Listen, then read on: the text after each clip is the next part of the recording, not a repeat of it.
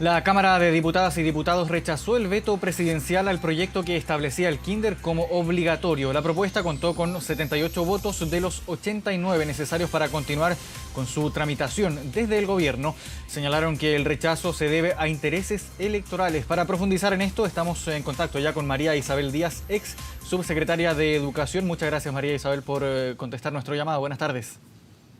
Hola, muy buenas tardes. Primero, María Isabel, ¿cuáles son las implicancias del rechazo a este veto aditivo propuesto por el gobierno que buscaba mantener en esta iniciativa de ley la obligatoriedad del kinder? ¿Cuáles son las implicancias de esto? Sí, bueno, primero yo creo que es importante manejar alguna información bien básica para poder ver el contexto, ¿no? Lo primero es que es un mandato constitucional y efectivamente el Ejecutivo tiene que hacer un proyecto de ley para hacer la obligatoriedad. Y esto se viene arrastrando desde el 2013. Lo segundo, a mí me parece bien importante que en el marco de la discusión también todos, y esto es una tarea de país, estamos todos de acuerdo que la educación parvularia es fundamental, necesaria y así hoy está muy respaldada científicamente y por lo tanto hay un consenso a nivel nacional de todos los colores del arco iris, ¿no es cierto? Lo tercero, me parece importante que el kinder hoy día, es decir, el segundo nivel de transición, niños de 5 a 6 años están prácticamente universalizados, es decir, están asistiendo todos a colegios y establecimientos, ¿no es cierto?, con recursos públicos, están asistiendo. Hay un 3% que implica 6.000 niños aproximadamente que no están en el sistema y ese es el foco de la atención, ¿no es cierto? Y finalmente el kinder es gratuito, no es que la obligatoriedad lo vaya a hacer gratuito como de alguna manera se ha confundido todo esto, ¿no? A mi parecer, tratando de decodificar toda la discusión de lo que ha ido sucediendo, finalmente yo creo que el proyecto lo que le sucede es que es una respuesta insuficiente para un país que está pidiendo más y mejor kinder, ¿no? No soluciona, no da una respuesta efectiva para quienes están fuera del sistema, esos 6.000 niños, muchos de ellos viven en sectores de ruralidad, en sectores de difícil acceso, ¿no es cierto?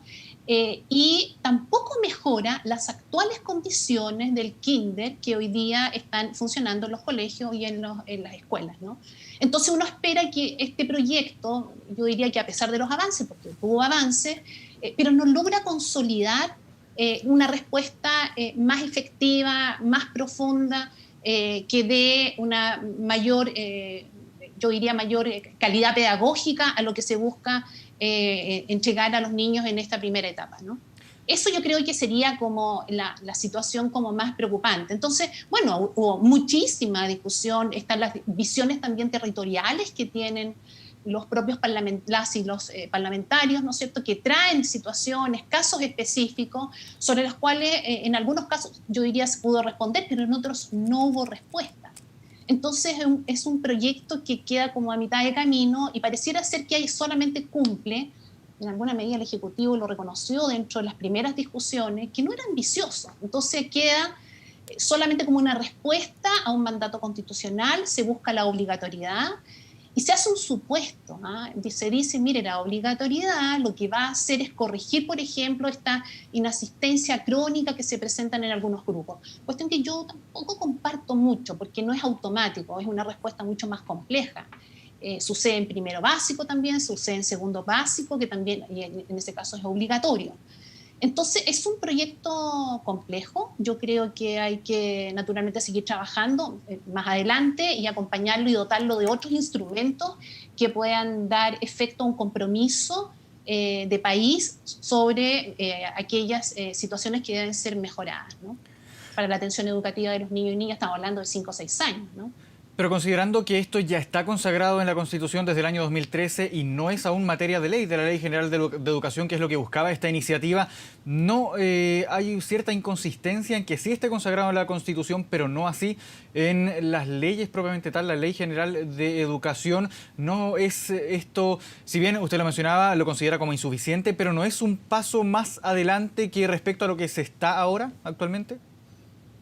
Claro, o sea, ahí yo creo que estamos incumpliendo algo, o sea, está el mandato constitucional y hay que tener una ley, ¿no es cierto? Eso hay que hacerlo, y de hecho eso se viene arrastrando hace un tiempo porque no se encontraban las soluciones frente a los requerimientos que hoy día están surgiendo. Entonces, claro, la reflexión uno diría, pongamos la ley y sobre eso vamos a ir mejorando. Pero hoy día hay una situación que lo complejiza más porque prácticamente está universalizado. O sea, todos los niños están asistiendo a educación parvularia, están asistiendo al kinder. Entonces, la pregunta es, ¿qué valor le agrega una ley que obliga? Entonces, ahí lo que hay que sumar son justamente aspectos que sean distintivos para decir, mire, la obligatoriedad va a generar mejores condiciones, pero eso no está muy bien reflejado en la ley. Entonces, creo que efectivamente hay que hacer un esfuerzo bien significativo de mayor diálogo, más y mejor diálogo siempre, y tratar de ir acompañarlo con otros instrumentos, protocolos, compromisos, que efectivamente acompañen una ley que puede venir con ciertas carencias, ¿no es cierto?, pero que tienen que ir acompañadas con otros esfuerzos para poder efectivamente mejorar esas condiciones. Estamos hablando de infraestructura, por ejemplo, alimentación. Entonces estoy diciéndole a los niños y a las familias, vengan acá, es obligatorio que vengan, pero yo todavía no tengo todo listo el sistema para poder recibirlos, ¿no? Infraestructura, alimentación, todo lo que tiene que ver con financiamiento. Bueno, son varios temas que hoy día están algunos bastante verdes y otros un poquito más avanzados. Entonces la discusión, claro, lo que busca es tratar de mejorar estas condiciones para recibir a aquellos niños y darle un mejor kinder, ¿no? Y bueno, a mí me interesa también, quizás si me da un pequeño espacio ahí, pero también aprovechar que si esta ley no está, y naturalmente tiene que realizarse porque hay un mandato constitucional, no implica que se pierde la gratuidad, ¿no es cierto? No implica que va a haber menor calidad, no implica que aquellos niños que están fuera del sistema no van a poder ingresar, situaciones que han dicho algunas autoridades y que han deslizado, y eso no es así. El Ministerio tiene que seguir trabajando, ofrecer cupos. Lo que no va a estar todavía activo es la obligatoriedad. Porque falta la ley, ¿no es cierto? Entonces, es un proyecto que yo creo que está haciendo mayores aspiraciones. Hoy día las situaciones han cambiado en el sentido de que hay mayores estándares, mayores exigencias, una ciudadanía que quiere comprometerse más con sus niños, ¿no es cierto? Entonces, yo creo que las instituciones tienen que también ir respondiendo a estos requerimientos que hoy día están surgiendo. Chile ha hecho tremendos avances en educación parvularia y eso yo creo que también hay que reconocerlo.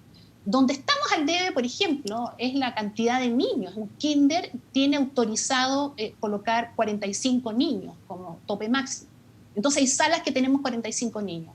Esas son realidades que son complejas porque además si uno mira comparativamente a otros países, esa normativa no está. Entonces, tenemos que ir mejorando esas condiciones y eso yo creo que en la medida que podamos hacer unas mayores conversaciones, ¿no es cierto?, discusiones y resolver estos dilemas, yo creo que habrá la posibilidad de lograr un consenso, ¿no? Sí, pero esos son, María Isabel, casos de, por ejemplo, el tema de los 45 niños como máximo, casos de pequeños niños que sí están asistiendo a kinder. ¿Qué se hace con este 3% que no tiene el acceso? ¿Cómo se puede resolver ahí? ¿De qué forma se puede llegar a entregar acceso a estos niños que hoy en día no tienen un acceso fluido, ya sea por condiciones principalmente geográficas, de distancia con su establecimiento educacional?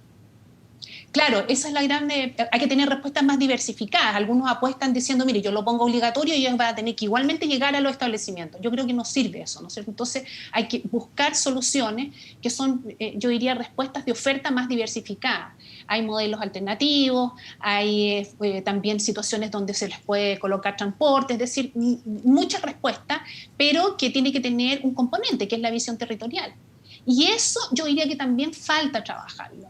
Entonces, tenemos que hacer un esfuerzo enorme, porque además piensa usted que mucha de la oferta pública que hoy día hay, la mayoría son medias jornadas. Entonces, cuando tienen que trasladarse largas horas, largos espacios, ¿no es cierto?, tienen que tener posibilidad de tener una oferta más flexible de atención educativa. Bueno, esas son las situaciones que se fueron presentando durante toda la discusión. Esto ha estado bastantes años en discusión, o sea, prácticamente 2, 3 años que se ha puesto y que ha ido mejorando porque se empezaron a incorporar aquellos requerimientos, pero no dio respuesta, la respuesta no fue completa, fue insuficiente todavía y carece de algunos elementos que hoy día, por ejemplo, no están siendo considerados. Y creo que es fundamental, ¿no es cierto?, seguir avanzando en esto, porque no lo podemos dejar a mitad de camino.